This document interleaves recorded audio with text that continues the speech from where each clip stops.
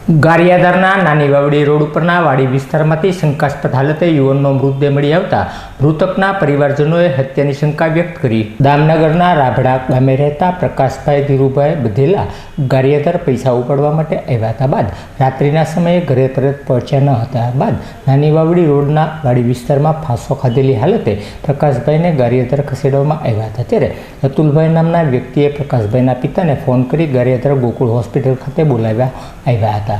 આ સમયે પ્રકાશભાઈ ધીરુભાઈ બધેલાને ફરજ પરના તબીબે મૃત જાહેર કર્યા હતા। આ સમગ્ર બનાવને લઈ મૃતકના પરિવારજનોએ હત્યાની આશંકા વ્યક્ત કરી હતી અને ભાવનગર પેનલ પીએમ કરવાની માંગ કરી હતી। જોકે ગારિયાધાર પોલીસે પીએમ ગારિયાધાર ખાતે કરતા મૃતકના પરિવારજનોએ પોલીસની કામગીરી ઉપર પણ સવાલો ઉઠાવ્યા હતા।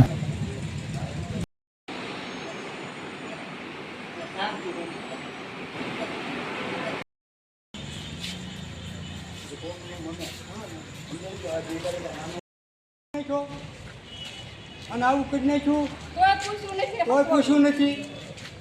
અને અત્યારે મારા છોકરાની એક બોડીને પીએમ કરી નાખ્યું, મારું મંજૂરી વગર પીએમ કરી નાખ્યું। મારું કામ રાબડા, મારું નામ ધીરુભાઈ નારાયણ। શું ઘટના બનવા પામી છે? ઘટના આ કાલ છોકરો આવ્યો હતો પૈસા ઉપાડવા, પછી એ આ પૈસા ઉપાડીને ઘેરે આવ્યો નહીં, એટલે એ ભાઈ અતુલભાઈનો ફોન આવ્યો મારી માટે કે તમારો છોકરો ગળાપાવ ખાઈ ગયો। પછી અમે અહીંયા આવ્યા એટલે અમને લાશ દેખાડી ગોકુળમાં, ત્યાં સરકારીમાં નહોતી, ગોકુળમાં સીધી હતી। એટલે ગોકુળમાંવાળાએ શું કીધું કે ભાઈ મૈયાત અહીંયા આવ્યું હતું, અને એ ભાઈ એમ કહેતા હતા કે અમે જીવતી લાશ લાવ્યા હતા। એ ડૉક્ટરે એમ કીધું કે અમે અહીંયા લાશ આવી હતી। જે ભાઈ લાવવા વાળો છે એમ કે છે કે અમે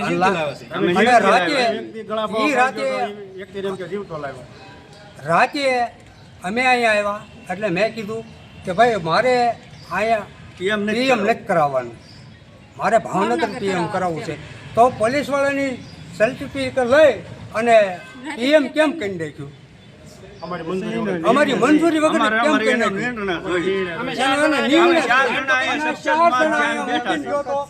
એને કોઈ વસ્તુ કીધી નથી આ પીએમ કરીએ છીએ। આ 4 વ્યક્તિને મૂક્યા હતા એને પણ કીધું નથી।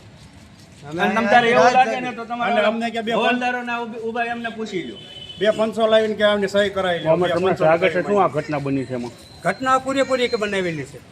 શું બન્યું છે? અંદર આખો ગળા પાવા બે તો ભોડો લાગી જાય, ભોડો નથી મારું ઘર છે, મારું બહાર છે, બધું છે। મારા છોકરાને ગળા પાવા જ્ઞાન નો ખાય અને એ માણસ ગળા પાવ ખાઈ ગયો એનું કારણ શું છે? હું એ વિનંતી માંગુ છું। આપણા ગામના વતની અને મારો છોકરો ગેરહાજરમાં આવ્યો અને અતુલની હારે રહે અને અતુલ હારે હતો અને ગળા પાવ ખાઈ ગયો છે છોકરો। હું